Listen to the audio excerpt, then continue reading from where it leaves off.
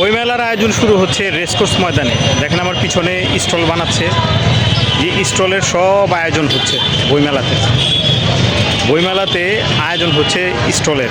এত সুন্দর একটা আপনার রেসকোর্স ময়দান, অথচ এখানে অসংখ্য মানুষ নেশাগ্রস্ত, নেশা খায়। এবং রাতের বেলা আমি বুঝি না যে ঢাকা ইউনিভার্সিটির ছাত্ররা ছাড়া হয়তোবা ওরা ফ্রেশের জন্য এখানে আসতে পারে, অথচ রাতের বেলা কি করে এরা, রাতের বেলা কেন ইউনিভার্সিটি এলাকায় আসে আমি জানি না। তো পদক্ষেপ নেওয়া হচ্ছে বইমেলার আর কি, এই প্রাঙ্গণকে কেন্দ্র করে।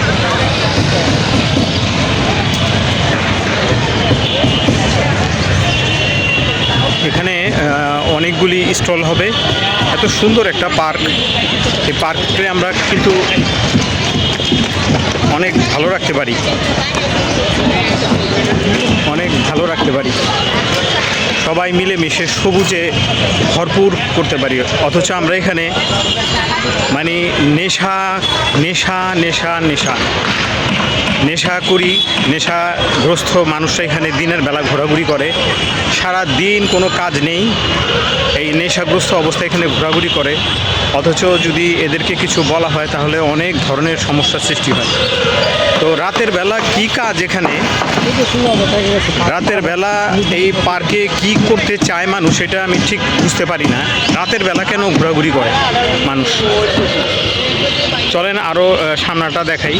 এত সুন্দর একটা পার্ক, আমরা ইচ্ছা করলেই সব কিছু সুন্দর করে রাখতে পারি, অথচ আমরা তা করি না। আমরা হেগে মুতে একাকার করে রাখি এই পার্কটাকে, সবুজে সবুজে ঘিরে রাখতে পারি, অথচ করি না। এই যে এইখানে সব বইয়ের স্টল বানানো হচ্ছে, সামনে বইয়ের স্টল হবে। তো একটা জিনিস কি, যে বই মেলার পরে যেন এগুলি সব সুন্দর করে গুছিয়ে রাখা হয়, এই জিনিসটা করলে বেশ ভালো হয়।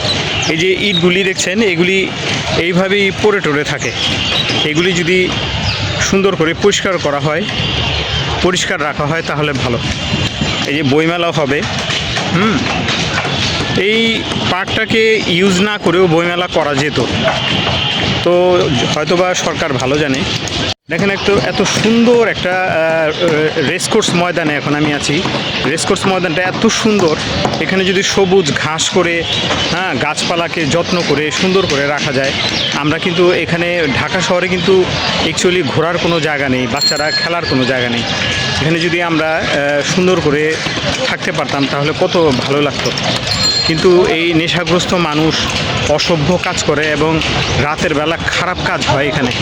এই মানুষগুলি রাতের বেলা এই ঘোরাঘুরি করে, এখানে প্রস্রাব পায়খানা করে, মাদক সেবন করে পুরো রেসকোর্স ময়দানটাকে শেষ করে দিয়ে গেছে, তছনছ করে দিয়ে যায় এরা। অথচ এদেরকে কিছু বলা যায় না, এদেরকে কিছুই বলা যায় না। ফ্রেশের জন্য হয়তো বা ঢাকা ইউনিভার্সিটির ছাত্ররা রাতের বেলা হয়তো বা কেননা ইউনিভার্সিটি এলাকাতেই প্রচুর জায়গা, তো হয়তো বা রাতের বেলা আসতে পারে এখানে। কিন্তু বাইরের মানুষ রাতের বেলা এখানে কি করে আমি ঠিক বুঝতে পারি না। রাতের বেলাতে এখানে বাইরের মানুষের কি কাজ, মানে বাইরের মানুষরা রাতের বেলাতে এখানে কি কাজ? ঢাকা ইউনিভার্সিটি এলাকাটা, এই এলাকাটার মধ্যে এই যে রেসকোর্স ময়দান, এখানে ওই পাশটি হচ্ছে আপনার পুরনো ঢাকা, আর এই পাশটা হচ্ছে নতুন ঢাকা। তো পুরনো ঢাকার মানুষগুলি মানে খুব কনজাস্টেডের মধ্যে আমরা থাকি। আমরা যদি এখানে একটু রেসকোর্স ময়দানটা যদি ভালো থাকতো, এখানে ঘুরতে আসতে পারতাম, বাচ্চাদের নিয়ে খেলতে আসতে পারতাম। অথচ এখানে আসা যায় না অসভ্য মানুষদের জন্য। খুবই ভয়ঙ্কর জিনিস, যা ভাষায় প্রকাশ করা যায় না। তো এই ময়দানটা সামনের দিকে হচ্ছে গিয়ে আপনার এই বইমেলা হবে। এখানে বইমেলার পরে কর্তৃপক্ষের কাছে আমার একটা আবেদন থাকবে, এই পার্কটাকে যেন দেখে টেখে সুন্দর করে গুছিয়ে সব যেন পরিষ্কার রাখা হয়, এবং যারা বইমেলা করবেন তারাও যেন এই খুব সুন্দর করে সব কিছু গুছিয়ে পরিষ্কার করে দিয়ে যাবেন। এই একটা অনুরোধ রইল আপনাদের কাছে।